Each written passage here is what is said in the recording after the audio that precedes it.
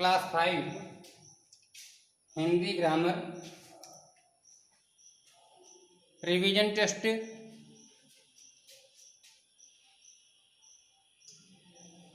Term 1। तो आज आपको एग्जाम के बारे में बताया जाएगा। टर्म 1 का एग्जाम रिवीजन कराया जा रहा है कि एग्जाम में किस तरह के क्वेश्चन आएंगे और उसके उत्तर मुझे कैसे लिखना है।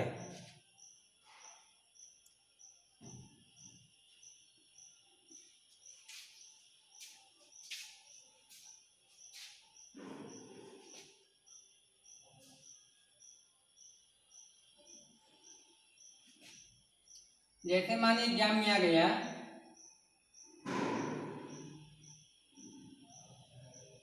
कि ऊष्म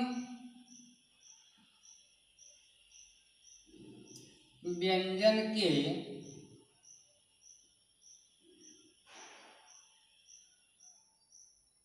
उदाहरण हैं।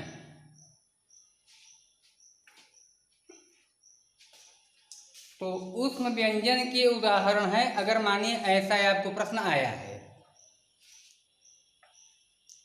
तो इसमें 4 विकल्प दिया रहेगा। उत्तर के 4 विकल्प दिए रहेंगे। Number 1, number 2, number 3, number 4। अब इसके सामने भी लिखा रहेगा कौन सा उत्तर आपका सही होगा। अब इसमें आपको बताना है कि कौन सा उत्तर सही रहेगा। जो भी उत्तर सही होगा उसी पर सही का टिक मार देंगे।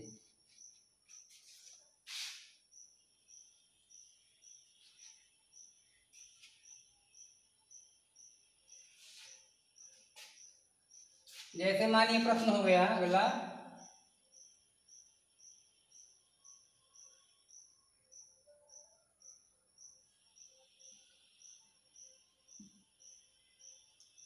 व्यक्तिवाचक संज्ञा के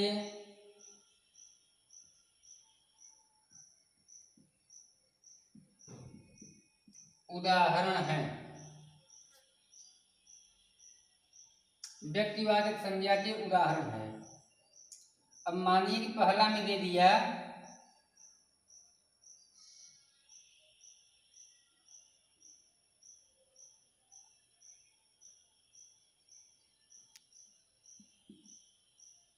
भगत सिंह,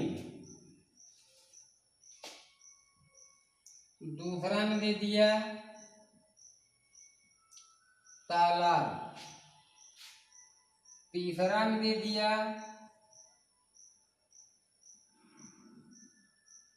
उदारता और चौथा में दे दिया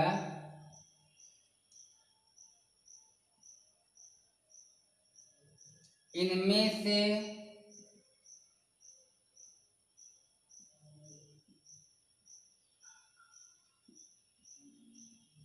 कोई नहीं। तो प्रश्न है कि व्यक्तिवाचक संज्ञा के उदाहरण हैं। अब देखिए उसमें 4 विकल्प दिए हुए हैं। आपका जो भी विकल्प सही है उसी पे सही का निशान लगाना है। जैसे यहाँ पे आपका उत्तर सही हो जाएगा भगत सिंह, तो भगत सिंह पर सही का निशान लगा देंगे।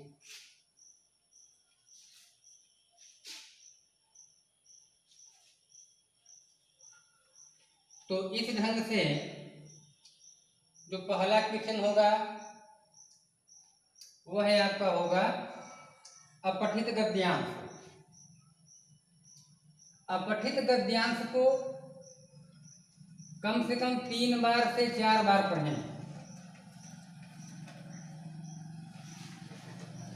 अपठित गद्यांश का उत्तर लिखने के लिए उसे कम से कम 3 या 4 बार पढ़ें। जब तक समझ में न आ जाए तब तक पढ़ना चाहिए। उसको कई बार पढ़ने के बाद उसमें पूछे गए प्रश्न के जो उत्तर होते हैं उसी गद्यांश में ही होते हैं,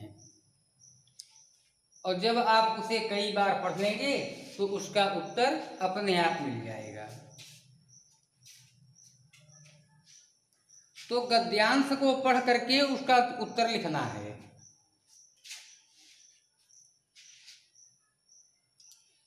दूसरा जो प्रश्न आपका होगा एमसीक्यू, वो आपको 40 मार्क का रहेगा। तो एमसीक्यू प्रश्न को पढ़ेंगे, उसका जो भी उत्तर सही होगा उसी पर सही का निशान लगाएंगे।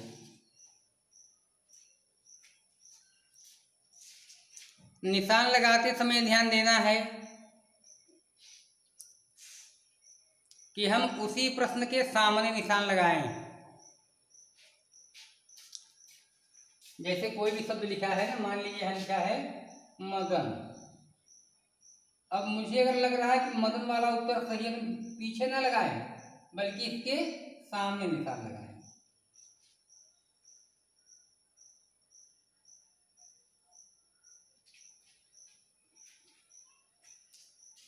फिर आपको जो सिलेबस दिया गया है उसी में से ही सारे क्वेश्चन रहेंगे, उसके बाहर से कोई भी क्वेश्चन नहीं रहेगा।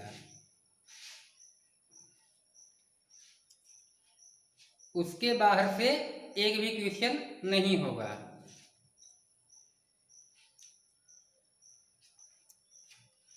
प्रश्न उत्तर रहेंगे एक एक नंबर के और दो दो नंबर के।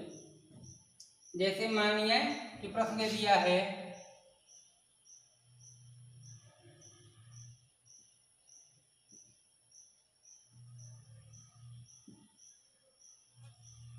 स्त्रीलिंग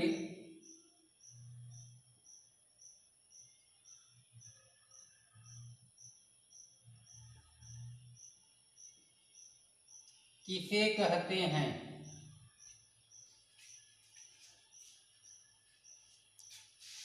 तो इसका उत्तर लिखना होगा। पहले प्रश्न लिखेंगे, प्रश्न नंबर डालेंगे, जो भी प्रश्न रहेगा उसका नंबर सही सही डालेंगे, फिर उसका उत्तर लिखेंगे। जैसे यहाँ देखिए इसका उत्तर हम बता रहे हैं,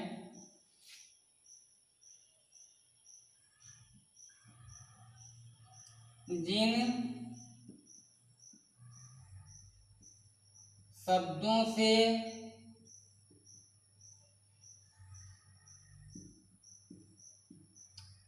स्त्री जाति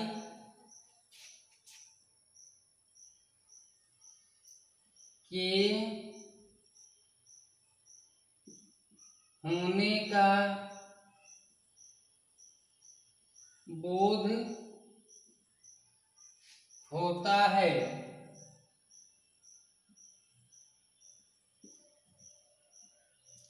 उसे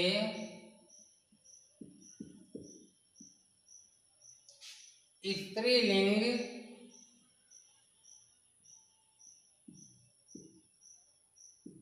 कहते हैं।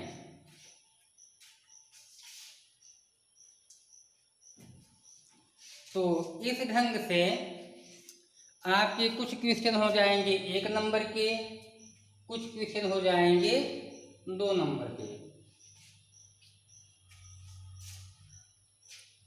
मानिए दे दिया प्रश्न कि एक वचन किसे कहते हैं,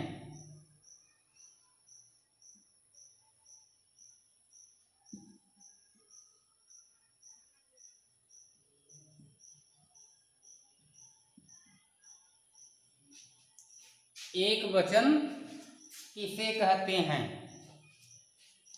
तो अगर ऐसा प्रश्न दिया है कि एक वचन किसे कहते हैं, तो फिर इसका उत्तर लिखना पड़ेगा।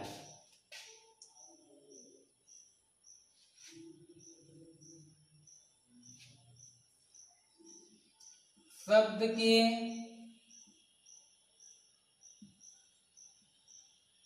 जिस रूप से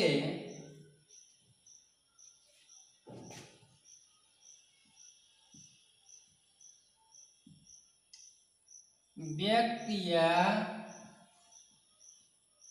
वस्तु के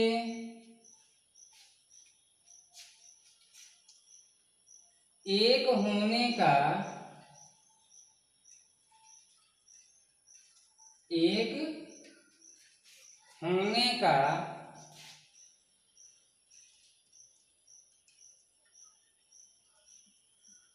बोध होता है,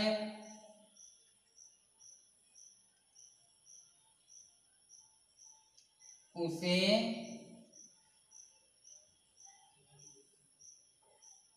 एक वचन कहते हैं। जैसे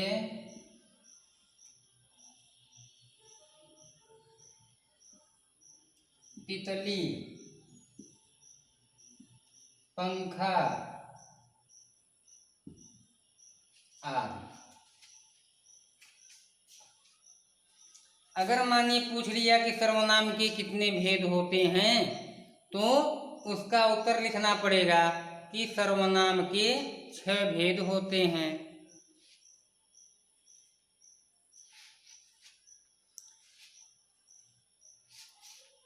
फिर अगला प्रश्न आपका रहेगा पत्र और निबंध।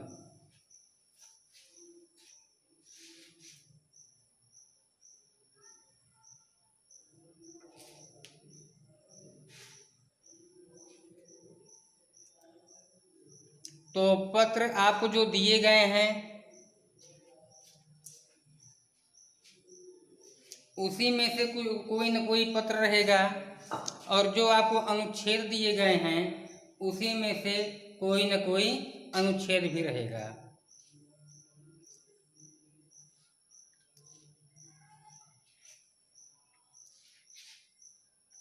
पत्र और अनुच्छेद जो आपको दिए गए हैं उसी में से रहेंगे, अलग से कुछ भी नहीं रहेगा।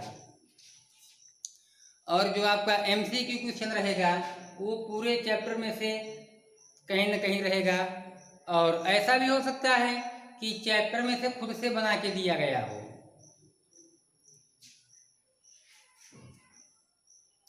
तो आपका ये क्लास यहीं पे पूरा किया जाता है। इसी के अनुसार आप एग्जाम की तैयारी करेंगे।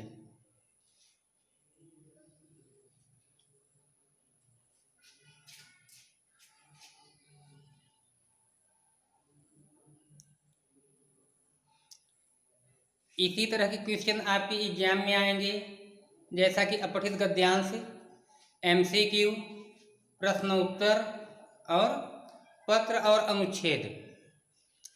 इस तरह के क्वेश्चन आपके एग्जाम में आएगा और आपको अपने एग्जाम की अच्छे से तैयारी करना है।